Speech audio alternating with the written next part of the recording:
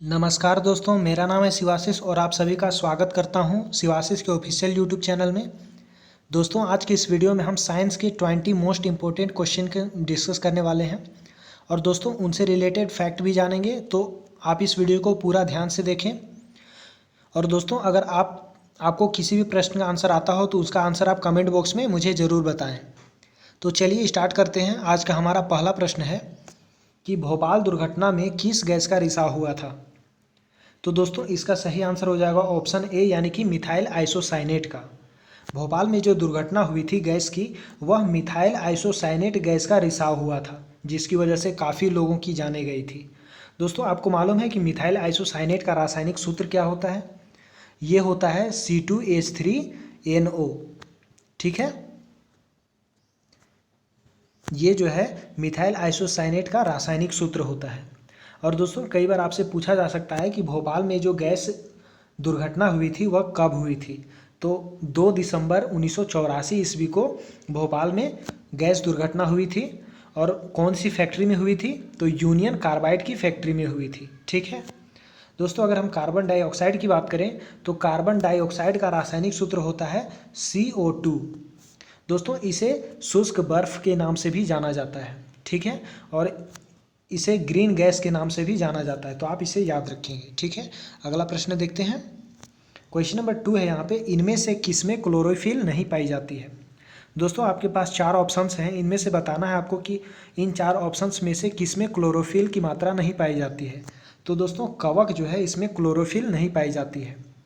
दोस्तों, क्लोरोफिल को पर्णहरित या हरित लवक भी कहा जाता है। ठीक है, और क्लोरोफिल की वजह से ही पौधों में जो पत्ते होते हैं वो हमें हरे रंग के दिखाई देते हैं, क्लोरोफिल की वजह से ही। दोस्तों, कई बार क्वेश्चन में पूछा जाता है कि कवक का जो अध्ययन किया जाता है वह विज्ञान की किस शाखा के अंतर्गत की जाती है। तो माइकोलॉजी में जो है कवक का अध्ययन किया जाता है। और अगर हम बात करें शैवाल की, तो शैवाल का जो अध्ययन होता है वह फाइकोलॉजी के तहत की जाती है। ठीक है, नेक्स्ट क्वेश्चन देखते हैं। क्वेश्चन नंबर 3 है, पेस मेकर का संबंध किससे होता है। तो दोस्तों, पेस मेकर का संबंध दिल की धड़कन से होता है, या हम कहें कि हृदय से होता है। ठीक है ना। और दोस्तों, हृदय से रिलेटेड प्रश्न पूछ लिए जाते हैं, जैसे कि हृदय का वजन कितना होता है। तो हृदय का वजन होता है 300 ग्राम। दोस्तों, ये जितने भी एक्स्ट्रा फैक्ट मैं आपको बता रहा हूँ ये सारे बहुत ही इंपॉर्टेंट हैं, तो दोस्तों आप इसे याद रखेंगे। दोस्तों, तंत्रिका तंत्र की अगर हम बात करें तो तंत्रिका तंत्र जो है इसे न्यूरॉन भी कहा जाता है। ठीक है, अगला प्रश्न देखते हैं। क्वेश्चन नंबर 4 है यहाँ पे कि बी रुधिर वर्ग इनमें से किसे अपना रक्त दे सकता है। तो दोस्तों, बी रुधिर का वर्ग का कोई अगर व्यक्ति है तो वह किसे अपना रक्त दे सकता है। तो वह ओ और बी को दे सकता है। बी रुधिर वर्ग का जो व्यक्ति होगा वह ओ रुधिर वर्ग के और बी रुधिर वर्ग के व्यक्तियों को अपना रक्त दे सकता है। ठीक है, और दोस्तों ओ जो है रक्त वर्ग ओ जो है ये सर्वदाता रक्त वर्ग कहलाता है, और ए बी को सर्वग्राही, यानी कि दोस्तों ए बी जो है वह किसी भी ब्लड ग्रुप के व्यक्ति से अपना उस रक्त को ग्रहण कर सकता है, और ओ जो है वह किसी भी व्यक्ति को अपना रक्त दे सकता है। ठीक है दोस्तों, रक्त से रिलेटेड काफ़ी सारे प्रश्न पूछे जाते हैं, जैसे कि रक्त समूह जो है उसकी खोज कब हुई थी। तो दोस्तों 1901 ईस्वी में रक्त समूह की खोज करी गई थी, और किसके द्वारा की गई थी? तो लैंड स्टीनर के द्वारा की गई थी। ठीक है, अगर हम बात करें रक्त का पीएच मान कितना होता है, तब ये होता है 7.4 रक्त का पीएच मान होता है। अगर हम बात करें कि मनुष्य का सामान्य रक्तचाप कितना होता है, तो ये होता है 120/80 mm ऑफ Hg। ठीक है दोस्तों, एक्चुअल में रक्त 3 प्रकार के होते हैं। एक होता है RBC, एक होता है WBC और एक प्लेटिलेट्स। 3 प्रकार के रक्त होते हैं।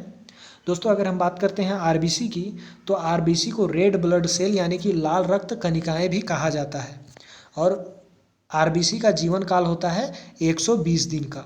ठीक है, और इसका वैज्ञानिक नाम की बात करें तो इरिथ्रोसाइट RBC का वैज्ञानिक नाम होता है। और दोस्तों, इसका निर्माण अस्थि मज्जा में होता है। नेक्स्ट है यहाँ पे WBC। दोस्तों, WBC को ल्यूकोसाइट के नाम से भी जाना जाता है, और इसका पूरा रूप होता है वाइट ब्लड सेल यानी कि श्वेत रुधिर कण। दोस्तों इसका जीवन काल 2 से 5 दिन का होता है और इसका निर्माण भी अस्थिमज्जा में ही होता है। ठीक है, और हमने तीसरा बताया प्लेटिलेट्स। तो प्लेटिलेट्स का रासायनिक नाम होता है थ्रोम्बोसाइट। दोस्तों हमारे रक्त में जो हीमोग्लोबिन की मात्रा होती है उसी के कारण हमारा रक्त लाल दिखाई देता है। ठीक है, और दोस्तों हमारे शरीर में रक्त की मात्रा कितनी होती है, तो हमारे शरीर के वजन का 7% जो है रक्त की मात्रा होती है। ठीक है, अगला क्वेश्चन देखते हैं। क्वेश्चन नंबर 5 है, एलिसा परीक्षण किसके लिए किया जाता है। तो दोस्तों एलिसा परीक्षण जो है वह किसके लिए किया जाता है, तो यह एड्स बीमारी के लिए किया जाता है एलिसा परीक्षण। ठीक है, और दोस्तों एड्स जो है वह किस वायरस की वजह से होता है, तो HIV वायरस की वजह से एड्स जैसी बीमारी होती है। ठीक है, और दोस्तों अगर हम बात करें यहाँ पे टीबी की, तो इसका पूरा रूप होता है ट्यूबरक्लोसिस, और यह बैक्टीरियम ट्यूबरक्लोसिस जो है उसके जीवाणु की वजह से टीबी जैसी बीमारियाँ होती है। दोस्तों अगर हम बात करते हैं एड्स की, तो एड्स का पूरा रूप होता है एक्वायर्ड इम्यून डिफिशियंसी सिंड्रोम। ठीक है, AIDS यानी कि एक्वायर्ड इम्यून डिफिशियंसी सिंड्रोम। ठीक है, अगला प्रश्न देखते हैं। सूर्य की ऊर्जा का मुख्य घटक है। तो दोस्तों सूर्य की जो ऊर्जा उत्पन्न होती है वह किस वजह से उत्पन्न होती है, तो ये नाभिकीय संलयन की वजह से उत्पन्न होती है। ठीक है, दोस्तों नाभिकीय संलयन वर्ड आया है तो इससे कई सारे प्रश्न बनते हैं, जैसे कि दोस्तों हाइड्रोजन बम जो है वह नाभिकीय संलयन पर ही आधारित होती है। हाइड्रोजन बम, अगर हम नाभिकीय विखंडन की बात करें तो ये परमाणु बम जो है ये नाभिकीय विखंडन पे आधारित होती है। ठीक है, अगला प्रश्न देखते हैं। और दोस्तों यहाँ पे सूर्य का जो ऊर्जा की हमने बात की थी, तो सूर्य की जो ऊर्जा से हमें विटामिन प्राप्त होती है वह विटामिन डी होती है। ठीक है, अगला प्रश्न देखते हैं। यहाँ पे म्यूटेशन शब्द सर्वप्रथम किसने दिया था।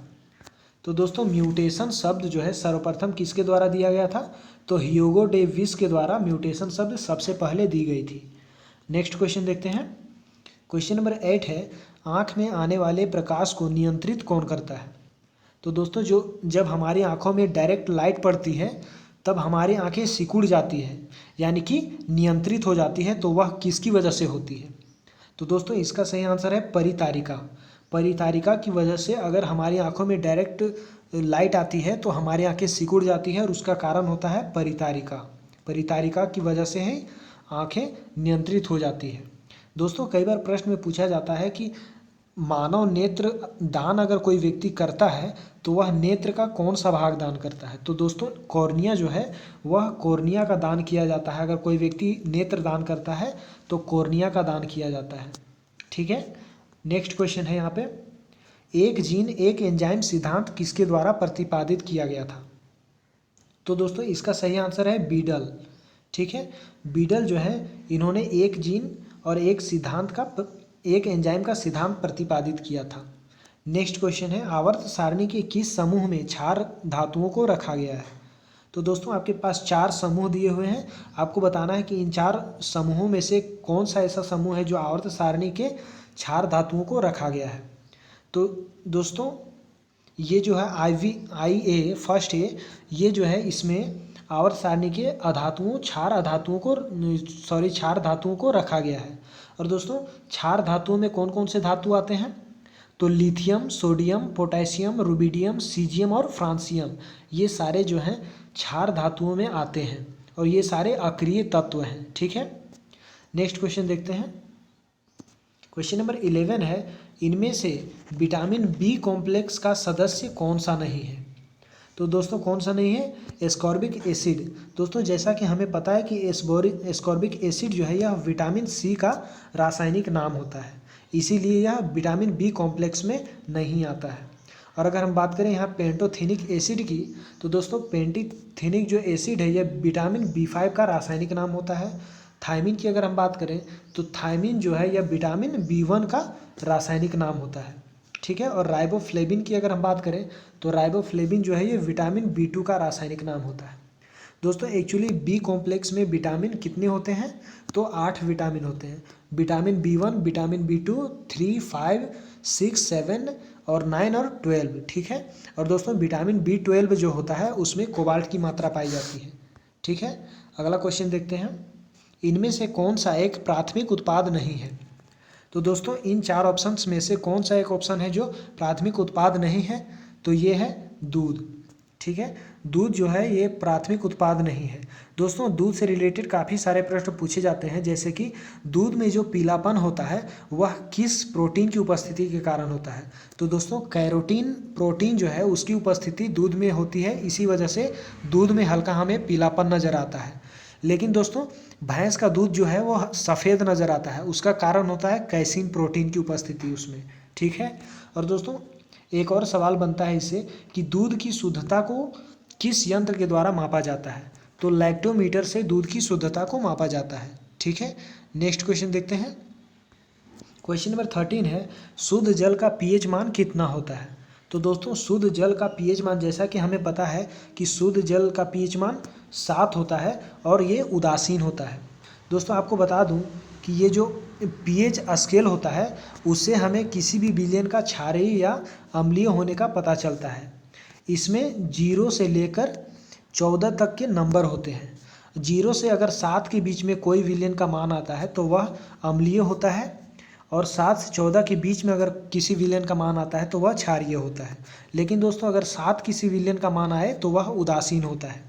जैसे कि साधारण नमक जिसका रासायनिक सूत्र होता है NaCl और वह एक लवण है यानी कि उदासीन है, ठीक है। और शुद्ध जल का पीएच मान भी 7 होता है यानी कि ये भी उदासीन होता है। दोस्तों पीएच वर्ड है तो इसका पूरा रूप होता है पोटेंशियल ऑफ हाइड्रोजन या पावर ऑफ हाइड्रोजन। दोस्तों इसकी खोज करी थी सोरेनसन ने, ठीक है। अगला प्रश्न देखते हैं यहाँ पे, विटामिन डी की कमी के कारण कौन सा रोग होता है। तो दोस्तों विटामिन डी की कमी के कारण रिकेट जैसी बीमारी होती है, ठीक है ना। विटामिन डी की वजह से रिकेट्स जैसी बीमारी होती है, और विटामिन डी का रासायनिक नाम होता है कैल्सीफेरॉल। दोस्तों रिकेट्स जो है ये बच्चों में पाई जाती है, रिकेट्स बीमारी बच्चों में पाई जाती है, और एक विटामिन डी की कमी से ही होने वाला रोग है जो ओस्टोमलेशिया है, ये वयस्कों में पाई जाती है, ठीक है। और दोनों हड्डियों से रिलेटेड ही बीमारी है। नेक्स्ट क्वेश्चन देखते हैं, क्वेश्चन नंबर 15 है, ग्लाइकोजीन को ग्लूकोज में बदलने वाला अंग कौन सा है। तो दोस्तों यकृत जो है ये ग्लाइकोजेन को ग्लूकोज में बदल देता है। दोस्तों यकृत वर्ड है तो इससे कई सारे प्रश्न पूछे जाते हैं, जैसे कि यकृत हमारे शरीर का सबसे बड़ा अंग होता है, ठीक है ना। यकृत जो है हमारे शरीर के अंदर का सबसे बड़ा अंग होता है। अगर हम बात करें दोस्तों कि हमारे शरीर के बाहर का सबसे बड़ा अंग कौन सा है, तो वो है त्वचा, ठीक है। और दोस्तों यकृत जो है इसी में पित्त उत्पन्न होता है, यकृत में ही पित्त उत्पन्न होता है और स्टोर होता है कहाँ पर, पित्ताशय में, ठीक है। दोस्तों अगर हम बात करें यहाँ तिल्ली की, तो तिल्ली जो है इसे शरीर का रक्त बैंक कहा जाता है, तिल्ली को शरीर का रक्त बैंक कहा जाता है। और दोस्तों गुर्दा जो है, गुर्दा का अध्ययन किस में किया जाता है, तो नेफ्रोलॉजी विज्ञान की शाखा में गुर्दा का अध्ययन किया जाता है, ठीक है। नेक्स्ट क्वेश्चन है यहाँ पे, मानव मस्तिष्क में उगलने और निगलने का नियामक केंद्र कौन सा है। तो दोस्तों मेंडुला ओब्लागेंटा जो है ये मानव मस्तिष्क में उगलने और निगलने का नियामक केंद्र होता है, ठीक है। और दोस्तों अगर हम मस्तिष्क से जुड़े कुछ प्रश्न देखें तो जैसे देखते हैं दोस्तों यहाँ पे प्रमस्तिष्क है, तो ये मस्तिष्क का सबसे बड़ा भाग होता है। प्रमस्तिष्क जो है दोस्तों ये मस्तिष्क का सबसे बड़ा भाग होता है। और एक और प्रश्न पूछा जाता है मस्तिष्क से ही रिलेटेड कि हमारे मस्तिष्क में सबसे छोटी ग्रंथि कौन सी है। तो दोस्तों पीयूष ग्रंथि जो है ये हमारे मस्तिष्क की सबसे छोटी ग्रंथि होती है। और पीयूष ग्रंथि का अन्य नाम भी है, जैसे कि पिट्यूटरी ग्रंथि या मास्टर ग्रंथि। दोस्तों मास्टर ग्रंथि भी पीयूष ग्रंथि को ही कहा जाता है, और इसका वजन होता है 0.5 ग्राम का, ठीक है। और दोस्तों कई बार प्रश्न में पूछा जाता है कि मस्तिष्क का वजन कितना होता है, तब आपका आंसर होता है 1350 से 1400 ग्राम का, ठीक है। नेक्स्ट क्वेश्चन देखते हैं, क्वेश्चन नंबर 17 है, इनमें से सबसे अधिक ऋणात्मक तत्व कौन सा है। तो दोस्तों सबसे अधिक ऋणात्मक यहाँ पे पूछा जा रहा है, तो यह है फ्लोरीन, जो सबसे ऋणात्मक तत्व है। इसका सिंबल होता है दोस्तों F और इसका परमाणु क्रमांक 9 होता है। ठीक है, अगर हम बात करें सोडियम की तो सोडियम का सिंबल होता है Na और इसका परमाणु क्रमांक 11 होता है। क्लोरीन जो है, क्लोरीन को Cl से लिखते हैं और इसका परमाणु क्रमांक होता है 17। सीजियम जो है इसे लिखते हैं Sc से और इसका परमाणु क्रमांक होता है 55। ठीक है दोस्तों, ये सीजियम जो है ये एक धनात्मक तत्व होता है। ठीक है, नेक्स्ट क्वेश्चन देखते हैं, इनमें से कौन सा हाइड्रोजन समस्थानिक नहीं है। दोस्तों आपके पास 4 ऑप्शंस हैं, इनमें से आपको बताना है कि इनमें से कौन सा हाइड्रोजन समस्थानिक नहीं है। तो इसका सही आंसर हो जाएगा ऑप्शन बी, यानी कि इट्रियम। इट्रियम जो है ये हाइड्रोजन समस्थानिक नहीं होती है। दोस्तों हाइड्रोजन जो है ये एकमात्र ऐसा तत्व है जिसका परमाणु क्रमांक और परमाणु भार दोनों एक होता है। ठीक है, नेक्स्ट क्वेश्चन देखते हैं। क्वेश्चन नंबर 19 है, पृथ्वी पर पाया जाने वाला सबसे भारी तत्व कौन सा है। तो दोस्तों पृथ्वी में पाया जाने वाला सबसे भारी तत्व है यूरेनियम, जिसका सिंबल होता है U और इसका परमाणु क्रमांक होता है 92। ठीक है, और दोस्तों अगर हम ऑस्मियम की बात करें तो ओसियम जो है ये सबसे भारी धातु होती है। यूरेनियम सबसे हल्की धातु है, सबसे भारी तत्व है। और अगर हम बात करें धातु की तो सबसे भारी धातु ऑस्मियम होती है। ठीक है, और अगर सबसे हल्का तत्व की हम बात करें तो सबसे हल्का तत्व होता है हाइड्रोजन, जिसका परमाणु क्रमांक और भार 1 होता है। अगला क्वेश्चन देखते हैं, क्वेश्चन नंबर 20 है, आज का हमारा लास्ट प्रश्न है, विटामिन B1 की कमी से होने वाला रोग कौन सा है। तो दोस्तों विटामिन B1 की कमी से बेरी नामक रोग होता है और इसका रासायनिक नाम होता है थायमिन। ठीक है दोस्तों, अगर हम स्कर्वी बीमारी की बात करें तो स्कर्वी जो है ये विटामिन C की कमी से होती है और विटामिन C का रासायनिक नाम होता है स्कॉर्बिक एसिड। ठीक है, नेक्स्ट यहाँ पे पेलाग्रा। तो पेलाग्रा जो बीमारी है विटामिन B5 की कमी से होती है और इसका रासायनिक नाम होता है पेंटोथेनिक अम्ल। ठीक है, तो दोस्तों आज का था ये हमारा 20 प्रश्न। आपको ये वीडियो कैसा लगा दोस्तों? अगर अच्छा लगा तो वीडियो को लाइक करें, शेयर करें, और अगर आप चैनल में नए हैं तो चैनल को सब्सक्राइब करें, बेल आइकन को भी प्रेस करें ताकि आने वाले हर एक वीडियो की नोटिफिकेशन आप तक मिल सके। तो दोस्तों मिलते हैं नेक्स्ट वीडियो में, तब तक के लिए जय हिंद।